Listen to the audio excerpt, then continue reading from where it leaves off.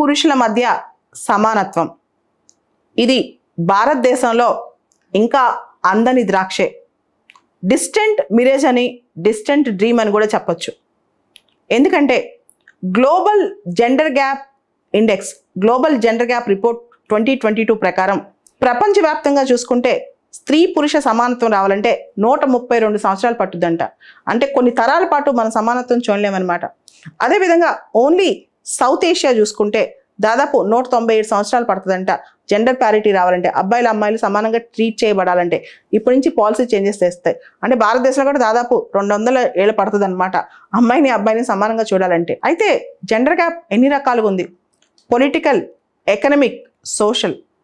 రాజకీయంగా, ఆర్థికంగా, సామాజికంగా, సాంస్కృతికంగా భారతదేశంలో లేని వివక్ష అంటూ లేదు మహిళల పట్ల. అయితే ఇప్పుడు ఒక శుభ పరిణామం.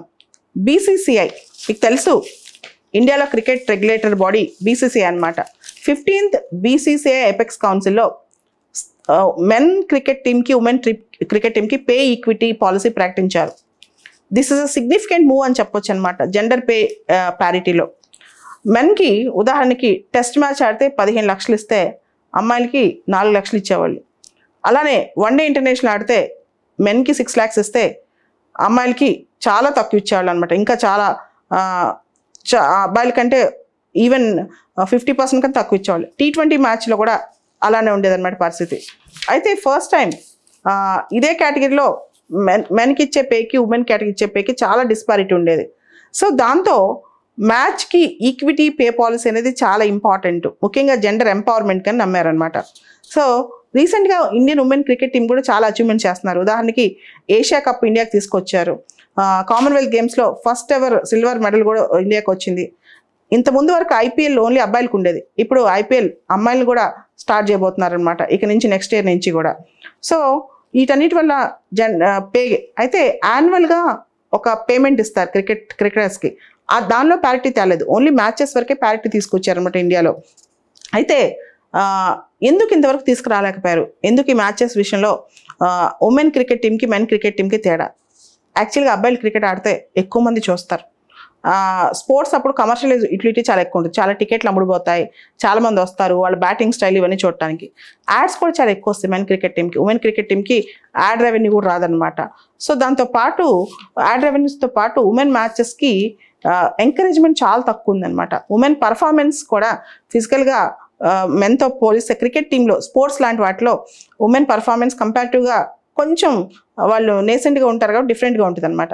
తర్వాత ఉమెన్ రిప్రజెంటేషన్ ఇష్యూస్. ఉమెన్ ఒక మహిళ స్పోర్ట్స్లోకి ఎంటర్ కావటం ఎంత కష్టమో మీకు తెలుసు, ఎంటర్ అయినా సస్టైన్ అవ్వడం కూడా ఎంతో కంటే మీకు తెలుసు అనమాట. ఇలా ఉమెన్ క్రికెట్కి ఈక్వల్ పే ఇవ్వటం, ఈ టీంకి ఈక్వల్ పే ఇవ్వటం అనేది ఈ సెకండ్ కంట్రీ భారతదేశం. ఇంతకుముందు న్యూజిలాండ్ అనమాట. ఈ దేశాలన్నిటికీ inspiration US football women's team అనమాట. వాళ్ళు 6 సంవత్సరాలు ఫైట్ చేశారు అక్కడ అమ్మాయిలు ఫుట్బాల్ టీంలో ఈక్వల్ పే కోసం అనమాట. మొత్తానికి వచ్చింది. తర్వాత ఇండియాలో committee on administrators of India, వీళ్ళు టేబుల్ టెన్నిస్ చూస్తారు, టేబుల్ టెన్నిస్ అఫైర్స్, వీళ్ళు కూడా క్యాష్ ప్రైజ్ సమానంగా ఇస్తారనమాట అబ్బాయిలకి అమ్మాయిలకి. దాంతోపాటు చాలా రకరకాల గేమ్స్లో ఇంటర్నేషనల్గా కూడా ఉమెన్కి ఈక్వల్ పే లేదు. ఈక్వల్ పే రావాలి అని చెప్పి చాలామంది అడుగుతున్నారు. అయితే భారతదేశంలో స్పోర్ట్స్లోనే కాదు, మీరు చూస్తే చాలా వాటిలో ఉమెన్కి డిస్పారిటీ ఉంది. ఉదాహరణకి ఎంజీ నరేగా వచ్చేంత వరకు పల్లెటూళ్ళలో ఒక అబ్బాయి పనికి వెళ్తే రోజుకి 500 వస్తే, అమ్మాయికి వెళ్తే 150-200 వచ్చేది. ఎంజీ నరేగా వచ్చాక ఎంజీ నరేగా వేతనాలు, మహాత్మా గాంధీ జాతీయ ఉపాధి హామీ పథకం వేతనాలు అందరికీ సమానంగా రాబట్టి కాస్త పల్లెటూళ్ళలో అమ్మాయిల పరిస్థితి ఇంప్రూవ్మెంట్ అయింది. కానీ పూర్తిగా ఇప్పుడు కూడా ఈక్వల్గా లేదనమాట. యాక్చువల్గా ప్రొడక్టివిటీలో చూసుకుంటే అబ్బాయిలకైనా అమ్మాయిల పనితీరే ప్రొడక్టివ్గా ఉంటుంది, ఈవెన్ గ్రామాల్లో కూడా. అయితే ఇంకా వేజ్ డిస్పారిటీ అనేది ఇండియాలో చాలా ఎక్కువ ఉంది, ముఖ్యంగా జెండర్ డిస్పారిటీ వేజ్ సంబంధించి. అయితే Harmanpreet Kaur cricket team captain, women cricket team captain ఏమని తెలుసా? ఎప్పుడైతే BCCI apex council pay parity announce చేసిందో, truly this is the red letter day for women cricket team in India. ఇది ఉమెన్ క్రికెట్ టీమ్కి ఒక శిలాక్షరం రాసుకునే రోజు, ఇంత అద్భుతమైంది, పే ప్యారిటీ వచ్చిందంటే చాలా గొప్ప విషయం అని చెప్పి. అదేవిధంగా సచిన్ టెండూల్కర్ కూడా రియాక్ట్ అయ్యారు. Cricket has been a equaliser in many ways. Cricket చాలా వాటిలో సమానత్వం చూపిస్తుంది. This a welcoming step for gender equality. Gender ఈక్వాలిటీకి చాలా పెద్ద వెల్కమింగ్ స్టెప్ అని కూడా సచిన్ టెండూల్కర్ పేర్కొనడం జరిగింది. అదేవిధంగా మనం చూస్తే ఉమెన్ క్రికెట్ టీంకి వచ్చే డబ్బులు కానీ అడ్వర్టైజ్మెంట్ రెవెన్యూ కానీ పెంచాలంటే స్పెషల్ స్పాన్సర్షిప్, స్పెషల్ ఎంకరేజ్మెంట్ కూడా రావాలి. స్పాన్సర్షిప్ రానంత వరకు మహిళలు ముందుకెళ్ళలేరు అనమాట.